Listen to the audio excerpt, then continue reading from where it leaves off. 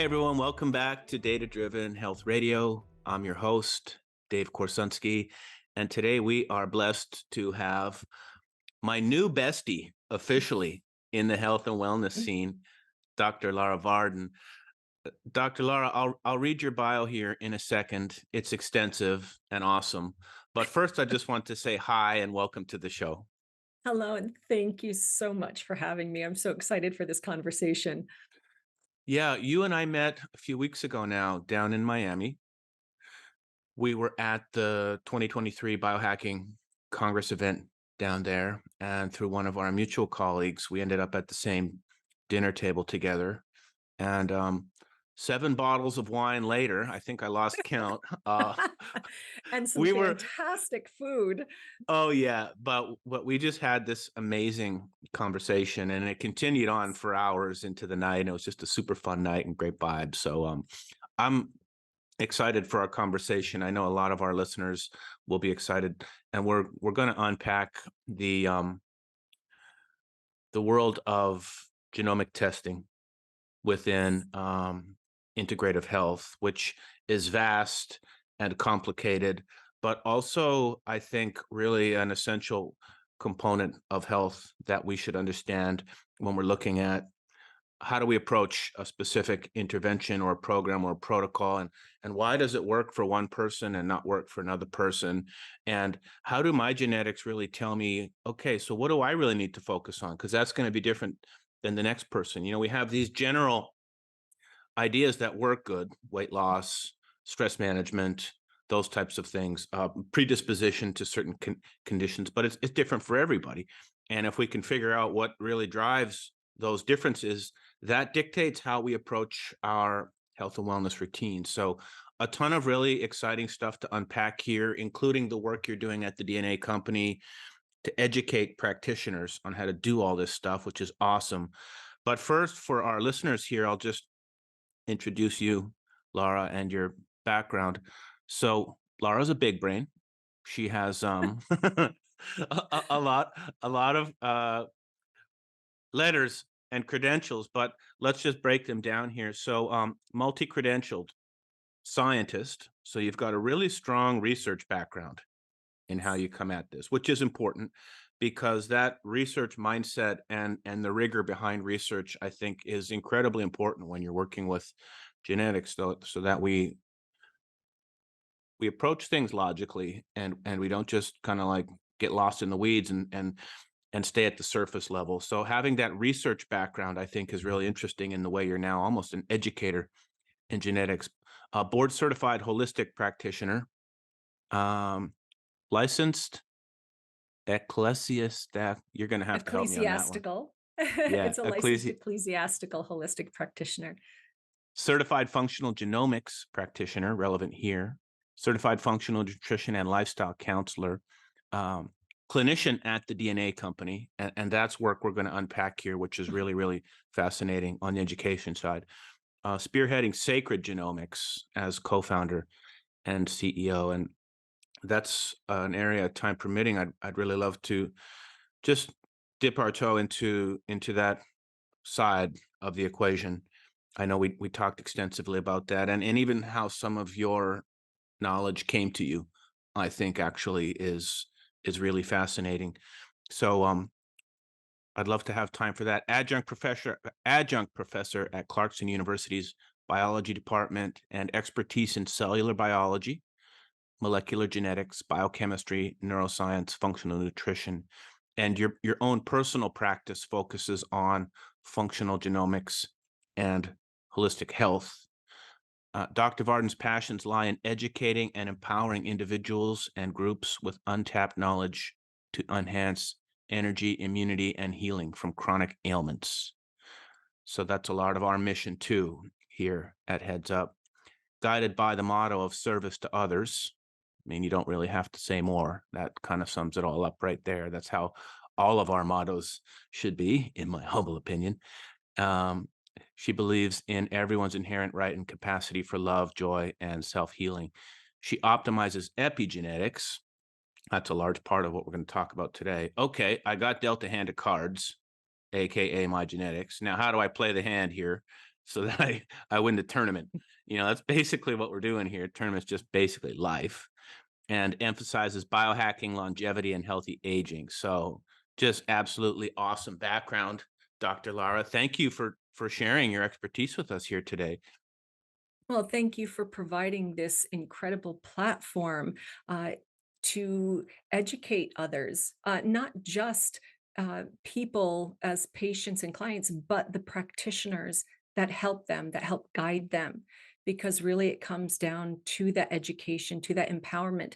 Because it's those people that do the work, the clients, the patients are doing the work. All we're doing is giving them the tools in which to do that. So, shining a light and providing them the opportunity to fulfill their best life and to let them know that it is inside them. So, I love that, Lara. That's why I started Heads Up. Heads mhm, Up existed initially as a way for me to understand my own health and monitor mhm. it. There were a lot of shortcomings in the conventional healthcare system with how health data is looked at. Even trying to look at my blood tests from my different doctors was impossible. So Heads Up serves as a platform to help other people obtain their state of optimal well-being, mostly through the analysis of the data. And you're doing that in a different way. So we're similar missions, which is how do we empower people to have agency over their health? And then also, how do we create the tools so we can empower the practitioners who are working with these people? We're not inside of a conventional health system, working in the insurance game. We're working on lifestyle-based therapies, integrative approaches, understanding root cause. So the practitioners that you and I are serving, Lara, we need to give them the tools to be successful. And that's where I see the similarities in our work at Heads Up with the work you're doing on the genomic side. And I have to say that a lot of it is reframing how healthcare is done to actually when look at the person sitting in front of you as an individual Hmm. to help them where they are at and guide them to Yeah. really listen. And I think that that's what has been lacking in Western medicine or in our system today. Okay, that you only have like 10, 15 minutes if you're lucky, that Hmm. you barely are being heard and listened to, and things are done so quickly, and that's got to change. When we're really looking at making major changes in a person's life, there is the position of the physician and their primary care physician, and yes, they are necessary. But then it's at home, what they're doing every day, looking at their environment. There is Absolutely. such a huge gap because the practitioners, they can't do that. They can't handhold, the clients at this point. I mean, just time wise, we're still trying to move that needle and expand. But this is where there is a huge vacuum of that gap where it is so needed, where we come in and say, okay, let me fill that gap of taking a look at what's going on. Now let's get a complete history. I spend, a good hour, hour and a half with someone just in their first session. Yeah. And that's even after they filled out, a very extensive intake form, like 20, Sure. 28 pages, because I really want to dig deep. I even want to know, how was your birth? Hmm. Was it a vaginal delivery as compared to a C-section? Was So there you're any going other kinds of traumas? right back to the very, very, very, very beginning. Yes, absolutely. I mean, In even looking, preconception too, it makes a difference. It really ancestral. does. Yes. And when you're talking about, generational traumas, because it's not just about the physical, it's not just about the genetics. Hmm. It is about, that transition and the carryover that can be healed. So, Well, one way to look at DNA is data storage. mhm, And there's even experiments where they've stored binary computer information inside of DNA. So it's kind of like Mother Nature's memory stick, you know what I mean? And so there can be information encoded from a generation mhm, that gets stored and passed on through lineage. So it's important when we talk about genomics to also understand that there's an ancestral component there as well. And so bit of a tangent, but I would imagine that's also what you're getting into. I bring that up because you mentioned going back to even at birth and what type of birth did you have, but you could even go back further than that when you're looking at working with someone from a holistic or genomic perspective and figure out, are there ancestral patterns, both positive and negative. You Right. look at families of athletes, and Mhm. their offspring, they're gonna, chances are they're gonna be very successful in the same sport their parents were in. On the other side of the coin, there's people who are generations down from Holocaust survivors. So there's different things. I don't want to only focus on ancestral health as looking at like Mhm. negative trauma, right? There's Right. lots of information that gets stored and passed down. Am I understanding that right? Oh, absolutely. I mean, granted, the DNA tests that we have do not reveal that type of information, Yeah, we can't you know, read that data yet. right? Not yet.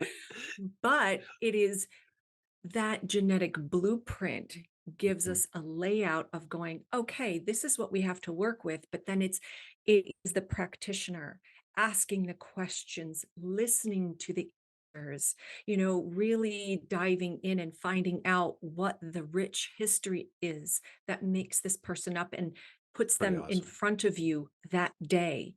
Yeah, And I love it. for that time period that you can walk with them on that path of Hmm. health, of navigating not just physical health, but mental health, emotional health. And the nice thing is that in genetics, especially the way that we interpret it, we can actually take a look and see, how do you process information? How do you think? How do you remember situations? Are you more impacted? Uh, you know, uh, Not just physiologically, but emotionally, in a stress state, when you are remembering situations. For example, there are people, they get into a car accident.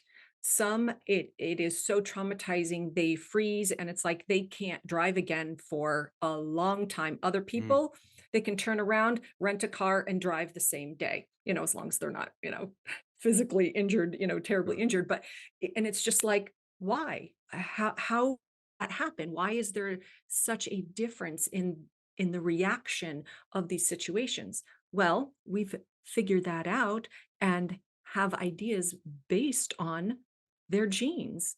And we have an entire section on mood and behavior on this.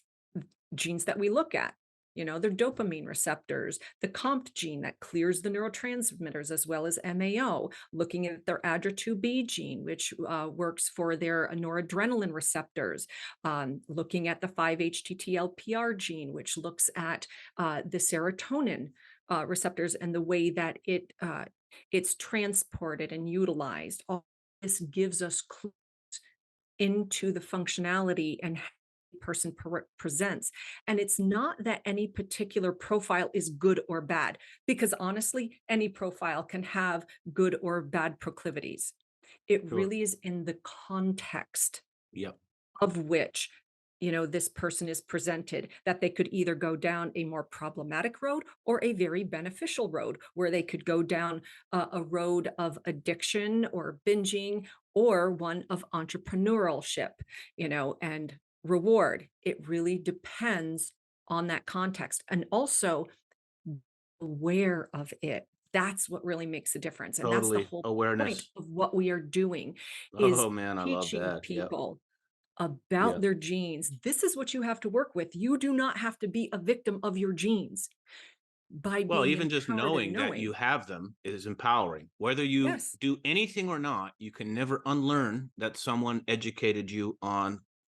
I keep using this poker analogy, right? Like you got a deck, you got a hand Mhm, cards. And so even someone explaining to me who doesn't play poker, this is what you have to work with. mhm. Okay, that's empowering, just awareness. Same with us here at Heads Up.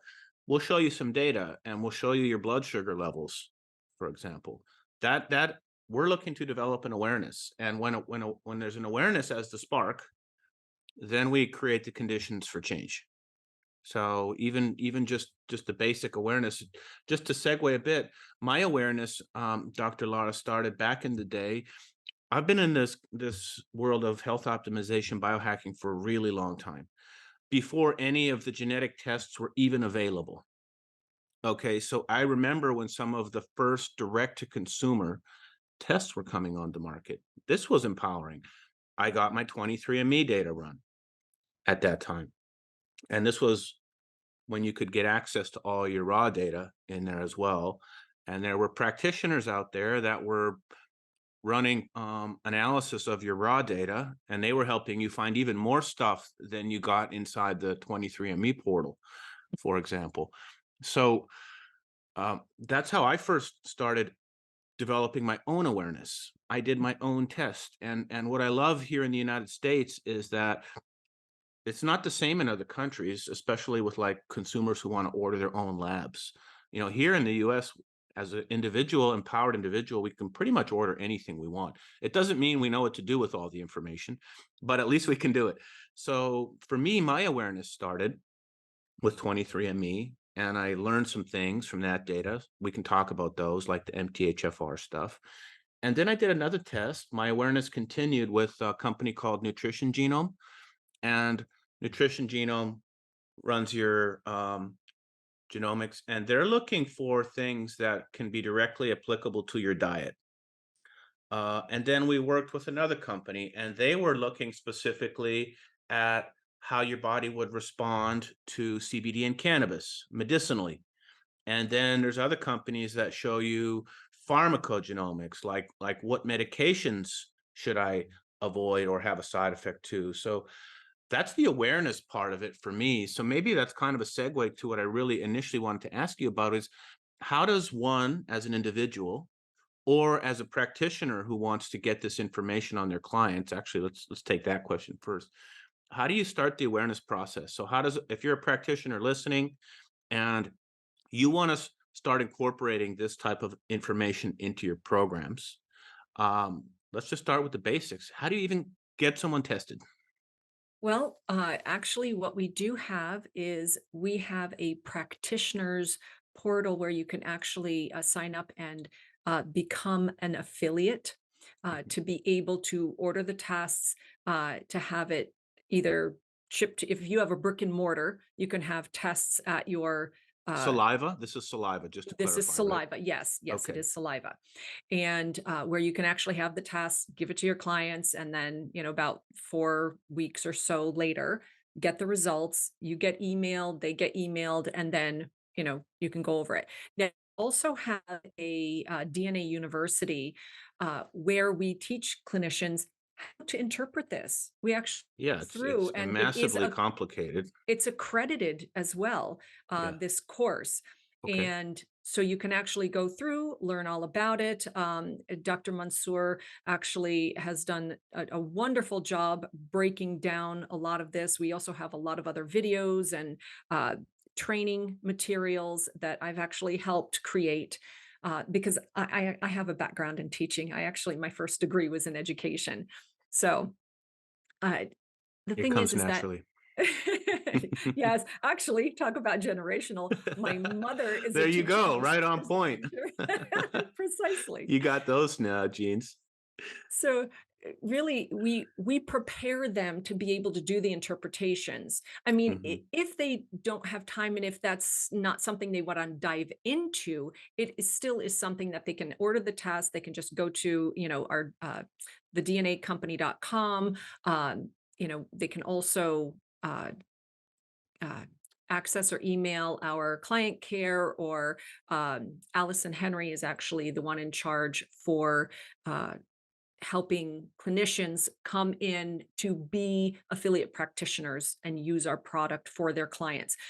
So again, they can be trained to do the interpretation and do it themselves, or they can have it done and they can work with one of us for that interpretation, I depending gotcha. on, So you'll you know, help them on the interpretation part if yes. necessary, Mhm. and then there's a way to order kits, and there's Yes. lots of different ways to to get this data in general, but it's a saliva test Yes. that your patient or client, it depends where you are on the spectrum there in terms of what your what word you use, but in general, there's a saliva test that's done, whether it's through DNA company, through you guys, or through services that are looking at other specific types of things. I know my dad just got some genetics that came back with blood work. You know, they Mhm. added like the MTHFR onto like the Right. routine blood work. So there's also some that can be detected through blood work. Is that right, Laura? Oh, yeah. Absolutely. I mean, all you need is, to have some sort of cells, to Yep. get the DNA, because the DNA is housed inside the cells inside the nucleus. So, I mean, really, the Like for Quester easiest. LabCorp, Yes. right? Like you go to Hmm. Quester LabCorp, you can order certain ones, presumably. Like, hey, give me the Right. status of MTHFR. It's nowhere near as extensive as what you'd get from like a report from DNA company, which is going to go much deeper. Traditionally, that's how I see it. Is like there's some you can get from conventional labs, but to Right. really get a full report with full interpretation that cites all the research, that gives you the treatment protocols, that I feel like you need to go to a specialized company like Yes. DNA company, for example.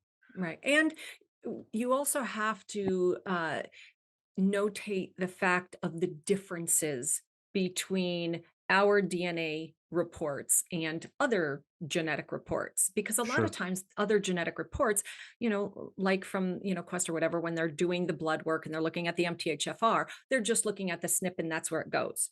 Hmm. But what about that? Because when you are looking at these genes and at the particular SNPs, what that tells you is a propensity from the genetic level to a Correct. particular disease. We take a big step forward and further by going, okay, well, there is a propensity, for example, Alzheimer's. Okay. A lot of times this is your ApoE gene that's Yep. looked at regarding that. Yep. And they say, okay, you've got a 70 to 80% chance of getting Alzheimer's. It's like, okay. So what we do is we say, okay, well, yeah, you may be and have that propensity, but you have a 20 to 30% chance of not getting it. So now let's look at everything else and let's make sure you go down that road and change the context to make sure you are within that 20 to 30% That's the that game. doesn't get it. That's how we play our cards. Yes, exactly. That's the fun part. And then, well, so this is getting a little bit ahead of ourselves here, but so Mhm, we just to back up. So there's a test to be done, right? And mhm, there's different ways to acquire and obtain that. There's an interpretation to be done. And if you have the expertise, or some practitioners are looking specifically at the same thing like ApoE4, and they know exactly how to treat it and they're very comfortable doing the interpretation themselves. In other cases, there's a much more holistic picture that needs to be looked at in the context of an entire health um, spectrum for a person. So there's the test, and then there's an interpretation of the information. And then, like you said, okay, now we know what cards we have and how do we play the cards. Now we're getting into more like what I call execution mode, or like what program or protocol do I need to do. So let's just pick up on that ApoE4 example. So how do you start to then say, okay, how do I make sure you land in that 20 to 30% of people who are not going to get it? Because that's really what we're after here, right? Is right. how do we make sure we influence the outcome of the game in our favor? And what can we do there? So let's just how would you counsel someone on that for ApoE4? Okay. ApoE. So I liked the word that you said, the game, because honestly, it is something that we need to be mindful and careful of, that genes do not exist in a vacuum. Yep. They there are so many other things going on. It's just like a player on the team. A single player cannot play the game. You need to have the other players. And when we are looking at the cardiovascular system, and that's one of our systems that we look at, there are several genes. So it's not just ApoE, because ApoE is the enzyme, it's actually an LDL cholesterol, what they call the bad cholesterol, and I don't like that That's not the right designation. word. I don't You're agree with right. the good or bad word either, but Exactly, because it's that gets very super nuanced. necessary. It's a whole nother Right. conversation. But the whole point, its whole job is to transport cholesterol from the liver to the site of inflammation in the cardiovascular system, because cholesterol is used as an inflammation management tool. So when you have any type of inflammation, microabrasions from toxins or whatever in the cardiovascular system, in the blood, it creates inflammation. Well, it's not like you can open up, slap on some, Neosporin and a Band-Aid to protect it. Our bodies, in its infinite wisdom, has a way to deal with this. It takes that LDL cholesterol, that because cholesterol cannot move along the blood on its own, it has to be taxied.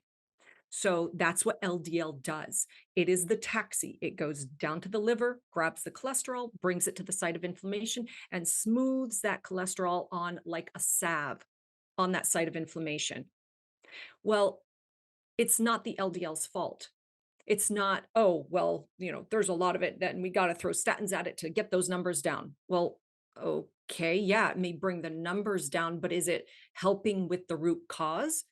Well, you What might is be the root making it cause? worse with the statin. Exactly. I will say statins do not stop heart attacks and strokes. Yeah, but Will if say. you're trying to keep cholesterol down, but there's a genetic predisposition to a cardiovascular based or a Alzheimer's based application, and now you're suppressing the very molecules that the body's needing to do its job, you're actually making the situation worse. So, are you Right. testing everybody on statin before you give it to them for their genetics? We're not doing that today. Oh, So this is where actually, there it is a starts to get gene. interesting. There's a gene that says whether and how well you metabolize statins and whether you Hmm, should be on them or not. interesting. So, but I mean, there's a lot of tangents and rabbit holes we can go Totally. down, This but is conceptual, but it's helpful to illustrate where some of the really important decision points are on this right. treatment spectrum. And every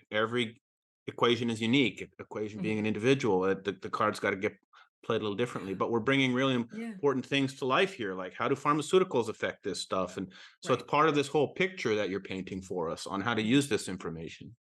But we're still hanging out on a branch Sure. with Alzheimer's, with, the cholesterol levels being up, which is like a whole other thing because I think the levels that are within normal range, I don't think that is functionally workable, and that a little bit higher cholesterol levels is actually not such a bad thing, depending on looking at the larger picture.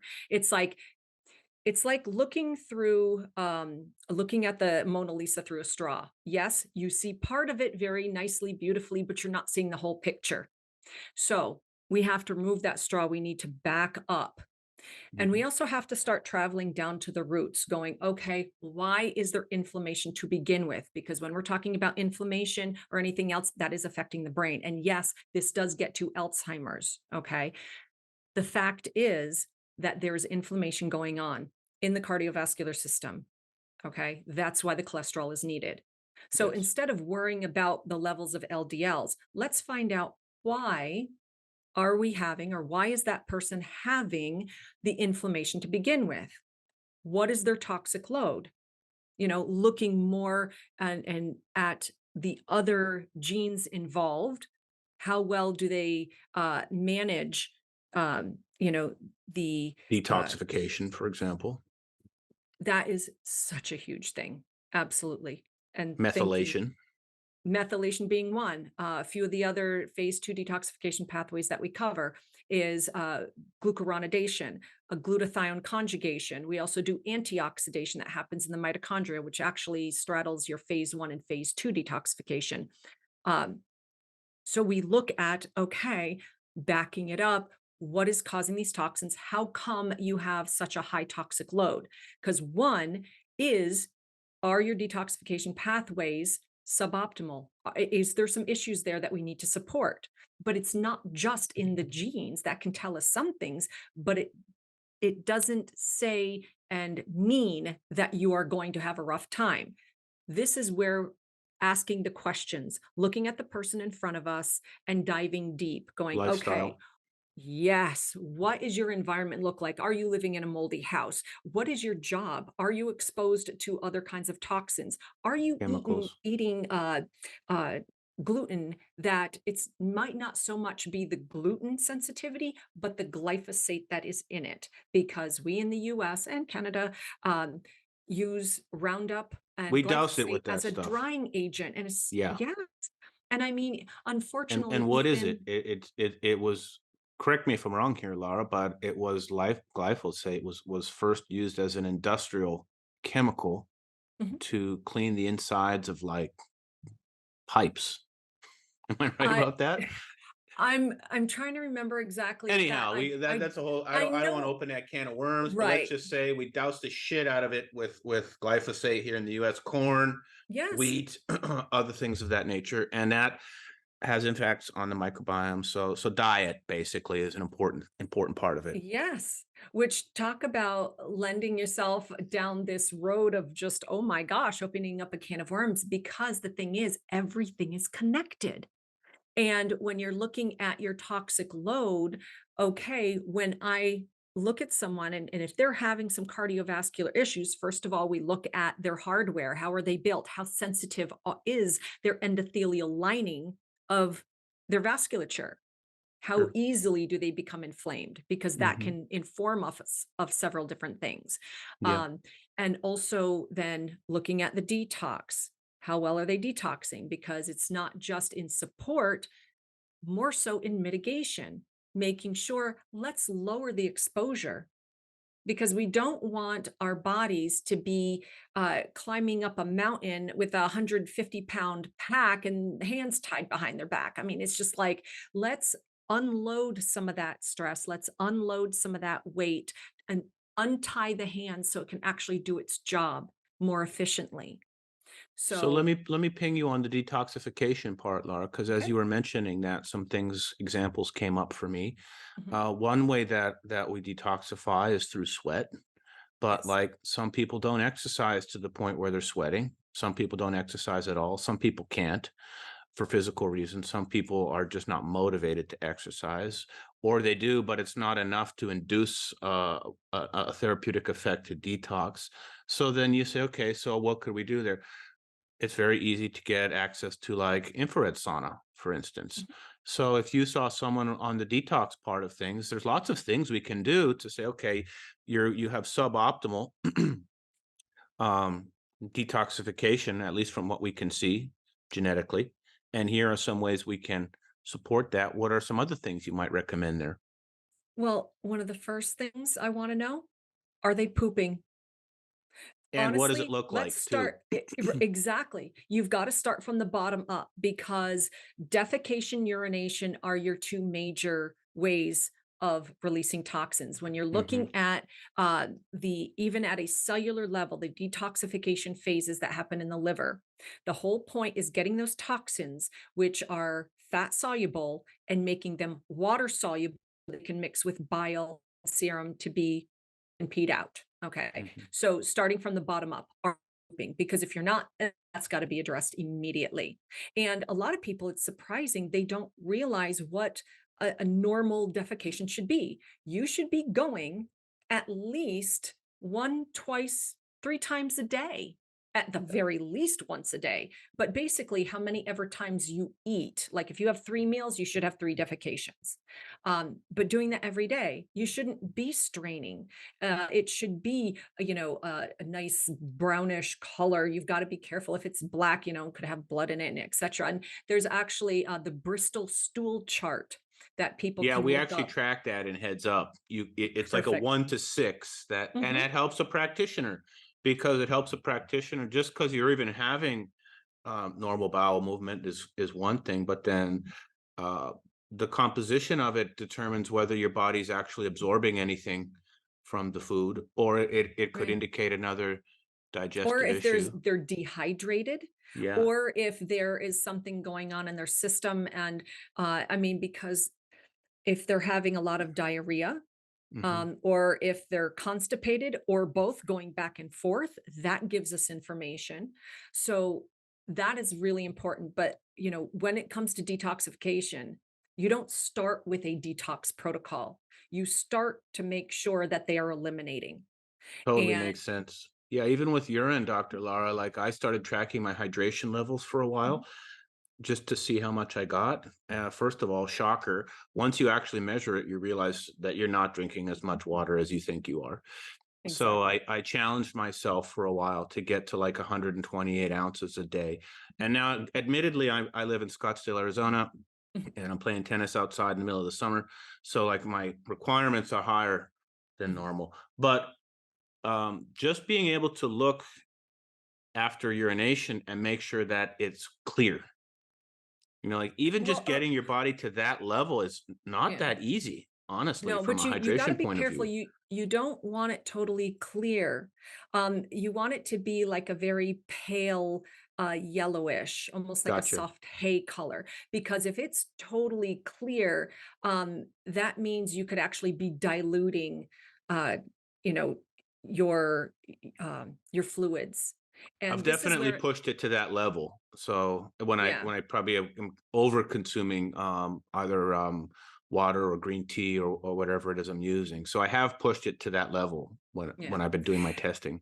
And I will say, for something that you need for life, which is water, even at very high levels can actually be deadly.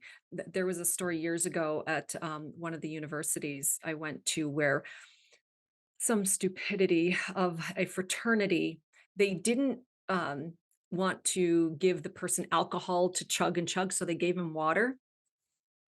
And he ended up chugging so many gallons at once, he ended up dying because he diluted his system so much that it crashed.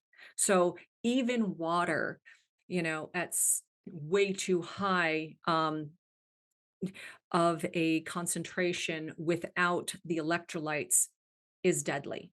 So Well, this is just water where, quality in general is a whole yeah. another thing, right? Oh, Like someone yes. could be consuming water, but there's chemicals in the groundwater Mhm. that have crept in. So like anyhow, this is all in this detoxification. Right. There's a lot to unpack there, but we're giving some examples of how you're going Mhm. to support someone when you're looking at them holistically. Because you started at like, oh, there's a cardiovascular risk marker here, Mhm. this ApoE, genetically speaking. And then we said, okay, well, that's great, but like, why is the inflammation even there in the first place? Mhm. Which is really the $1 million question. So then you're saying, okay, now I'm starting to look at these other systems in the body and trying to identify root cause. Is that correct? Correct. And it's also something, if you are looking at a particular predisposition like Alzheimer's, well, there's other factors involved, like the deposition of beta amyloids, tau proteins, and it's like, okay, so how do we get rid of that? Well, that gets into deep sleep. So here's another area that we have to focus on. How are they sleeping? Crazy. Are they getting enough deep sleep? Because that is the time that your body, that the lymphatic system actually clears that. And that's when the Wow. glial cells actually shrink up to 60% of their size, and you have the cerebral spinal fluid flush like a dishwasher, flushing out those proteins in the brain. And then it goes down the spinal fluid and then gets cleared and flushed. And actually, Martin Walker wrote the book Why We Sleep, and he gets Yeah, into I'm these familiar with studies it. and talks about that. So, Well, then, sorry to cut you yeah, off there, Laura, but no, then you that's have the fine. Aura Ring, Hmm. and you can get a really good sense. If you're a practitioner and your client has an Aura Ring, you have a really good way to tell not just are they sleeping, but what is the quality of that rest. The sensors are getting so good. I can see roughly how much time this person is spending in various stages of sleep. It's not perfect, but it's pretty damn close. The ring is like the gold standard. So now you can start to see when are they going to bed, when they're getting up, how restful is the sleep, and making sure that people go to bed the right way. Like y- going to bed without alcohol, without any cannabis. I like cannabis recreationally, but before bed, it's not good. It messes with HRV and brain function, all that other kind of stuff. Make sure you're not going to bed with a full stomach. Make sure the room is nice. So then there's a ton of things you can do to optimize sleep, but not just optimize it, but then actually get the data back to see it working. I've looked at Yes. enough people's Aura data now where I can just immediately dial in on quality of rest. So now you're starting to address that bucket, and then there's Right. probably other systems you can branch off to as well Oh, absolutely. And beyond you sleep. mentioned HRV. I mean, that goes right into the quality of the health of your body. And I mean, that Yeah, can branch off into several different areas. But I wanted to touch back on all the different ways that we can address the particular Alzheimer's predisposition. yeah, Knowing that aluminum, there's been a lot of research. Dr. Christopher Exley has done quite a bit of research. There's another one, and I forgot his name off the tip of my head. But anyway, um, has done research on aluminum and its association for Alzheimer's. And we are so inundated with aluminum, the cans, the foils, isn't look it at all in this stuff. vaccines now? Yes, because it's used as an adjuvant They in switched it order from to mercury or incite. something like that. Yes, I mean, they've actually always used it. They have gotten away from thimerosal, which Yeah, is the mercury, except in flu vaccines. They actually still have it in the flu vaccines. So yeah, that's a whole other story. Uh, but when we're talking but about aluminum. aluminum, Yeah, yeah, aluminum, it is a neurotoxin. And that's why they use it as an adjuvant to help incite the makes sense. system Yep, to, mount activate a the defense. immune system as Hmm. a defense. Exactly. So that can be deposited in the brain. And that also has, like I said, has been associated to Alzheimer's. Well, how do we get rid of it?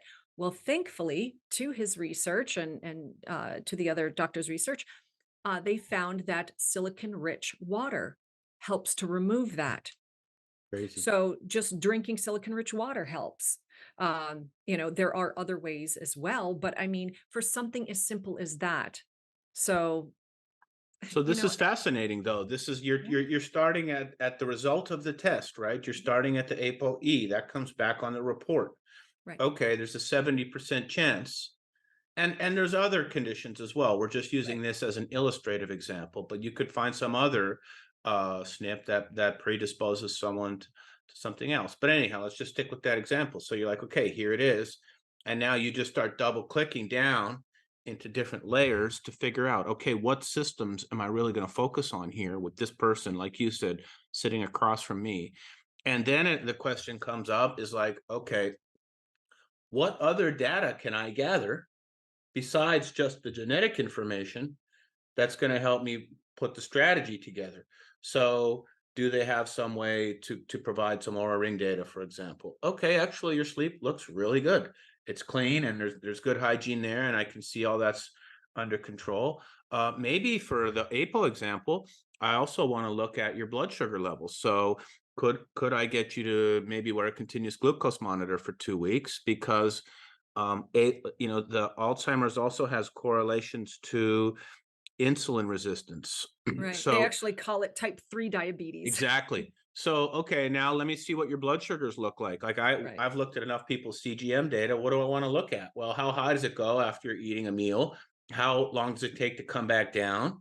Is that a normal postprandial curve? How many times is it spiking? Am I having 5 sodas a day and my blood sugar is hitting 220 5 times a day?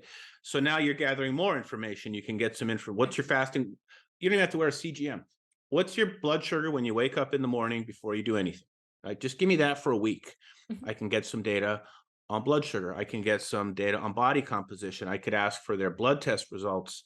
So, are you compiling these external data sets when you're doing your consultations? Are you asking Yes. for that if it's available? How does that all Oh, fit into the picture here? yeah. So what we do actually, we have been expanding our services That's and why that's our where we partner, by testing. the way. Heads up at Right. DNA. Yes. And I'll tell you what, this is something that we go far beyond just the genetic Yeah, testing, the functional genomics, because we now are including a 44 venipuncture blood test. We are doing sweet. uh, uh, gut 360. So we're looking at the microbiome. Hmm. We are doing the PGX testing, like you had mentioned earlier from others, where we're looking at your DNA and how does that relate to medications. How well are you processing these? Are they something that you should be on, that you shouldn't be on? Because even though, yes, we would all like to be medication free, in some respects, there are some times that we do need them. And we obviously want things to be at their optimum and for our bodies to be able to utilize it accordingly. So Tons of great we ones offer out that. there that I would use. I mean, there's Oh, totally yeah. 100% a place for those as part Mhm. of a complementary protocol. So, with all of these different things and our expanded services and testing, we also have we've partnered with Age Rate, and we have our DNA gene, so I which is a just, DNA oh, okay, yeah, methylation. yeah. I just, So we're actually getting a nice picture of where are you right now. So that mhm. way, when we start implementing these protocols, these recommendations based on your genetics, based on the epigenetics, based on your environment, lifestyle, diet, all of these different things, when we start making the changes, that is a beautiful data point that we can take a look and say, okay, you've done all this work. Now let's see how many years you have saved yourself, That's how the many funnest years you have part. added. Oh, yeah, That's what I absolutely. presented at that biohacking congress. It was exactly that. It's like, hey, let's get the lifestyle factors optimized, Mhm. environment, diet, exercise. Okay, great. Then you go do your lab tests again. You know, then you go run your biological age tests. And it's very, very easy to run the same test you ran 2 years ago and see that you've actually improved your methylation levels, for example, or whatever, to the point where you've added years back to your lifespan. That's where the whole feedback loop comes together. Right. Is sure you've got genetic information to start with, but then you optimize the system. And one of the things I said in my presentation was you can actually start to get biologically younger Oh, as yeah. you get chronologically older. Older. And that is like, I want to get on Isn't that that program. amazing? That sounds super exciting. I have this test sitting on my desk here. I haven't ran it yet. Let me grab it. I'll show it to you. Okay. This one, it's telomeres. Oh, okay. Yeah, Are you familiar with that one? Health? I've heard of it, and Yeah. I do know the science behind it, obviously. So because they test telomeres and you can also test DNA methylation. Yeah. So, you know, uh, I'm doing them all just oh, because I need to test them all. I'm doing the yeah. methylation test, the telomere test. I think Thorne also has one just off regular blood work. So like I'm running all the longevity tests. Mhm. And in fact, a lot of the practitioners we work with on Heads Up, they'll have their clients test the biological age from multiple vectors. So it's Right. not just methylation or telomere. They're measuring that. They're measuring the glycans for inflammation. So Mhm. you can measure this in multiple ways. I Oh, actually think it's right. good to look at it from different ways, and then you rinse and repeat Right. and reoptimize and retest. Well, the more data points you have, the richer the picture becomes. Mhm. And, can't you can't track it unless, or you can't hack it unless you track it. And I did take that from Dave Asprey. I love the way that he says that because it's true. It's like we need to have some sort of benchmark of where are we starting, and Yep. if the work that we're doing is actually making a difference. And I don't want to say just objective data, because subjective data is also important, because the Totally person agree. has to feel good. They have to feel like they have energy Community, and love, are happy. support, depression, Yes. anxiety, like these things don't necessarily show up in the biomarkers. Maybe it's already debatable, but that's a really important part of it. Is Mhm. just I can't find the right word, but Well, it's could it the be state like of an mind. intrinsic It's or that intuitive? psychospiritual health. Like Mhm. how do we even look at the emotional part of the equation, and Dr. Lara, this is a good segue here out of kind of like the very sciencey world of Mhm. genomics and pathways and lab tests and all that other kinds of things. But it's a segue through you're mentioning subjective data, but just like are are they in a loving home environment? Do they have community around them? Right? All the DNA tests in the world and all the biohacks go out the window if you don't have a safe home where you Well, that feel works into secure. context. Yeah. That works into context. Mhm. Your genetic basis, depending on your environment. If you are in an abusive relationship or, in a toxic environment, yeah, that's not going to present very well, no matter what genetic profile you have. It's just it will show up in different ways based on your genetic profile. And so absolutely, it does come down to tapping into the self-healing, because where our thoughts go, energy flows. And we do have the power to self-heal, Completely r- agree. With this thing regardless right up here, of, our mind, our spirit, our yes, intention. tapping in to the greater source of all that is, into our higher selves, into that metaphysical aspect that actually Mantra. is more scientific than we realize. It's just a lot of times we don't have the devices to be able to measure it, but it has a scientific basis. But we should never discount just because we may not be able to measure in a way that fits our paradigms. It still exists and it's still very powerful. I mean, myself having a very personal experience with that, you know, and I've seen others have miraculous healings with nothing else changing except from here and tapping into source, higher self, into that power of self healing. Well, that's part of my own journey as well, Dr. Lara. And I had a lot of those mutations that could have been problematic for me. I have Mhm, MTHFR, I have COMT, I have all the genes that you would associate as potentially harmful, addictive behavior, all that kind of stuff. But what I did was I used lifestyle therapies, and for me, it started with learning mindfulness meditation, vipassana meditation. So that was my first foray. I was always very data oriented around health, so I always tracked really carefully. So I was always in a good place, but I started to also realize that that wasn't enough, and I realized that I had to start to learn more of the ways to manage myself that were more about spirit.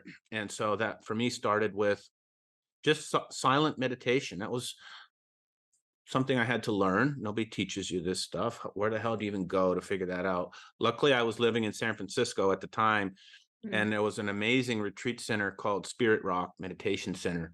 It's Jack Cornfield is the okay. guy who it's his center out there. So I just started learning how to sit with my eyes closed and watch my. First of all, what happens when you do that? Your breath rate comes down. So like even just closing your eyes and breathing, your body Mhm, starts to slow down. You can't stop it.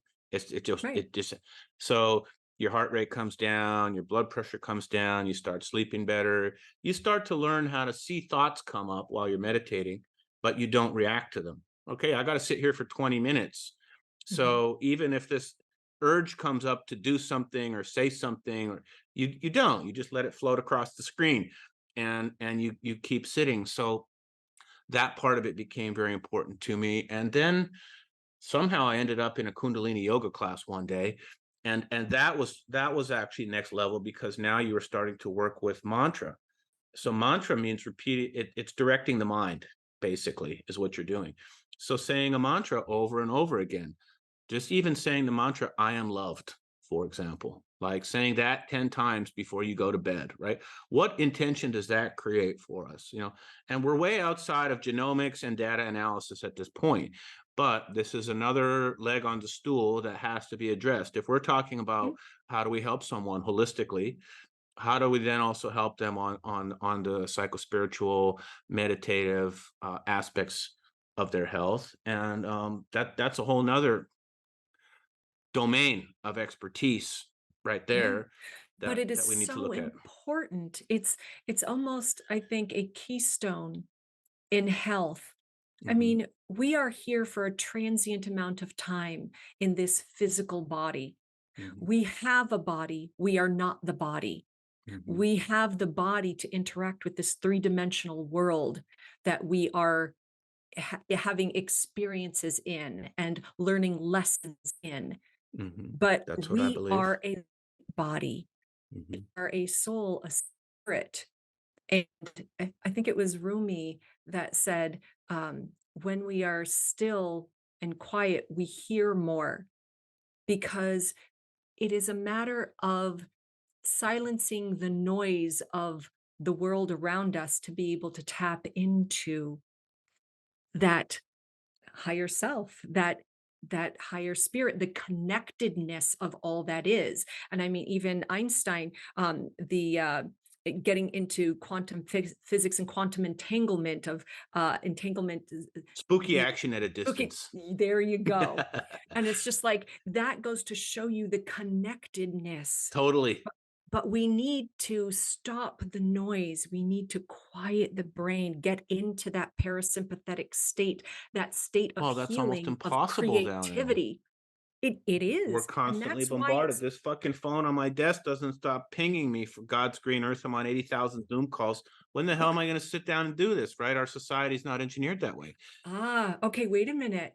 When am I going to do this? You are removing your authority and allowing others to impinge upon that. I mean, You I do have to it, but I'm take that. I'm saying Yeah. people in general, they don't Oh, even know yeah. that they need to go sit down and do this for their own health, and they're Right. bombarded with stimulation. This phone is Mhm. engineered by engineers to make you on this thing as much as humanly possible, Oh, so yeah. you're already playing from behind. But this is where the education comes in to make them Mhm. aware of this craziness that they are being sucked into, being manipulated by purposefully. Fear, So attention. absolutely. Mhm. That and really working the psychological aspects of it and the marketing aspects of using Powerful. colors and sounds. And it is Yeah, amazing how much energy and time that they have put into this. yeah. But when they know this and they're being like, oh, I'm being manipulated here. I am going to take my time, my energies, my sovereignty back and say, you know what? Hallelujah. This is going to empower me to say, you know what? When I start seeing myself have 5 minutes turning into an hour on the phone, put it down, set it aside. Hey, I grew up in the 70s and 80s. We Mm, didn't have cell phones. We used to go outside and play in the woods and everything and be gone all day. Our parents just yeah, knew we were out playing, just be home by dark or when you got hungry. And it's yeah. like we survived. I'm still here. Me I'm too. not a serial killer. I wasn't, it it's good. And but it's taking that time to get back out in nature, to stop, to pause, to allow ourselves to be able to hear the sound of the birds, to hear the wind, to pay attention and become inspired. Because it is in that time, like I said, that parasympathetic state, Yes. activating the vagal tone, Yeah. that we are in that healing state, but also in the state of creativity, that And we can insight. actually, you bet, tap into something beyond. Yeah. So we just need to learn how to do that. And so many people are so afraid to be silent or be by themselves because they've been inundated and it's so foreign. And usually that foreign and unknown is very scary. Mhm. So this is where the education to empower them to say, you know what, you'll be okay. Try it. Start a little bit at a time, work into it, and everything else downstream starts to fix itself. Yeah, It's I think amazing. that part of the program and the protocol, I think, is often underappreciated or not included because how do you even set someone down as a path of looking inward and slowing down and being introspective? That's a set of skills that needs to be taught as well, just as much as Yes. it is how to read the genomics. The point of the whole story is that it's part of the equation that we build for each individual person. And when you're sitting across from someone, you're talented enough to know that this is something I should address as part of the conversation with this individual, but maybe I don't see that so much as urgent with that. So it's all part of the diagnostic process at some Yeah. level, and then also part of the prescription, just to use that word in terms of how we're Yeah. gonna help people Well, it's optimize. also learning how to listen, Mhm. really listening to that person sitting in front of you, listening to the words and the metaphors that they use, Yeah. being able to extract the information to see what is truly important to them. Mhm. Where are the issues? Because I will say, and I got this from Sachin Patel, the issues are in the tissues. And if those are not addressed, yeah, you can change all the different nutrition and certain lifestyle things, but if you're not addressing the issues that they are holding inside, um, then they're not truly going to get better. Well, They we will don't get to have a good tools point. right now for psychospiritual medicine. They exist, but they're not something we can just take a pill for. It's like, Correct. well, I should back that statement up. There are promising indications Ah, yes, for you're right. Yeah. things like low dose psilocybin Mhm. and Ayahuasca. therapy assisted MDMA, Right. therapy assisted psilocybin, where you can go to a safe space with a licensed and trained practitioner, Mhm. and there's examples of people who have relinquished alcoholism after one journey with psilocybin, because Right. actually alcoholism was a symptom of the problem, which was an unresolved trauma. Yeah. So like I've seen this stuff happen in one night. So those tools are coming. I want to caveat that, but people will have their own stance on how they choose to accept that or not. But it's happening, Right. whether we um, want to accept it or not. Especially here, a lot of that stuff's being fast tracked by the FDA. So Right. I think there's really encouraging developments there for psychospiritual medicine as part of the program. And this really works into the holistic aspect. We have to take the person at mind, body, spirit, the Hmm. entire package, because every component is important because everything is connected. Hmm. So, Damn. yeah. Well, we could probably keep jamming here for hours, but this was awesome, Lara. This was exactly the conversation I wanted to have. And for heads up, if you're listening and you're a practitioner on our system, hopefully this gives you some inspiration or ideas on where the genetic component plays into it. It really starts at the foundation level. What deck of cards, what hand of cards did this person get, and how do I design a way to get them optimal based on all of that information, everything we covered here, starting with genetics down to lifestyle, environment, psychospiritual health. And that's really, really the type of healthcare that we want to see exist and thrive in the world. It's not for everybody. It's expensive.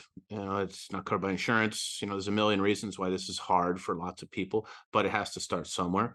And like anything, it starts at a level where there are people who have the abilities and the means to make it accessible, and then it comes down market, and it becomes more accessible. And when it starts to work and the outcomes are there, then you start to see the larger systems start to integrate this kind of thing. And there's some of the largest health systems in the country now have integrative medicine departments and nutritional therapy departments. And so it will happen. We're kind of out there really pushing at the frontier, but making the information available, all it takes is a spark for someone listening to get set down the path. So that at some level, that's what we're providing. But this is exactly what I hoped we could share, Dr. Lara. So if you're listening, Dr. Lara, and you're an individual or a practitioner, and they want to connect with you, I know you do a lot of practitioner training. Some of it is one-on-one, some of it is group, some of it is. What I love about what the DNA company is doing, and partly why I wanted you here, is because for practitioners, they're providing Mhm. the education and the training in a standardized way. Right. So, how do interested practitioners get involved? I know you mentioned at the beginning, but just in closing here, for Yeah. people who want more information from you or from the DNA company's practitioner programs. Okay, you can go to thednacompany.com on our website. You can actually take a look and go in. There is a section for practitioners. You can also email client care at thednacompany.com. You can also find me at my Instagram at Dr. Varden, V as in Victor, ARDEN official. We also have our Instagram for the DNA company. Oh, I don't want to misspeak. You know what? Let's put that in the show notes. But Copy they can that. also access us on YouTube. They can just look up the DNA Company. We have a YouTube channel where we have our webinars. We have our podcast, the DNA Talks podcast. A lot of different ways to access me, to access the DNA Company. And if they have any other questions, we'll also put some other links in the show notes to make sure that they have different ways and the correct, making sure that they have the correct links, to get this information. Well, it's So, massively complicated, right? Like there's all the genetic stuff, then there's a whole nother universe of things in the microbiome to understand, and like there's just so many things. This becomes a massive AI use case at the end of the day. But for now, we're working with what we have. This was yeah, awesome, Dr. Lara. I it can't was wait to see you wonderful. again at the next conference, wherever our travels take us. Are you going to A4M by any chance? Oh, no, I'm not going to be going to A4M. Actually, Dr. Krista Kosterman and Dr. Bryce Wild will be there. So, Okay, I'll have to connect with them if you can oh, ping me, absolutely. and And I'll I'll say hi tell then. you that Get them nice and drunk if you're I not going to be there. I would love to be able, to hop on, another session podcast with you and maybe even go over your results and kind of give Let's do it. your Um, people an idea of what does one of these sessions look like? How do we break that down and take a I'm look at it? down. Let's get the testing So, done, and let's go through it. Like I said, I've channeled all my crazy genes into entrepreneurship. I'm there like, you this go. is the healthiest place for me. I'm just gonna go here. Yeah. So I'd be happy to like walk through like a typical console. I think that'd be super fun. So let's tee that Oh, up. yeah, absolutely. It's been such a pleasure. Thank you so much. And thank you to your audience, for listening to your brilliance, the information that you provide, on your Likewise, podcast, Doc. on your platforms. I am so excited to, start navigating through that. I've already taken a peek and actually listened to some of your other podcast episodes. So just brilliant. I love your energy, and you are such an awesome guy and a great hugger. Feeling is mutual, Dr. Lara. Well, I'll let you go here. It's Friday afternoon. I'm sure you got tons of other client consults and all the other good stuff you're doing in the world. So thank you on behalf of Heads Up, Dr. Lara, Oh, and we'll look forward to thank having you you. back again sometime soon. Beautiful. Thank you, Dave. Thank you for listening to Data Driven Health Radio.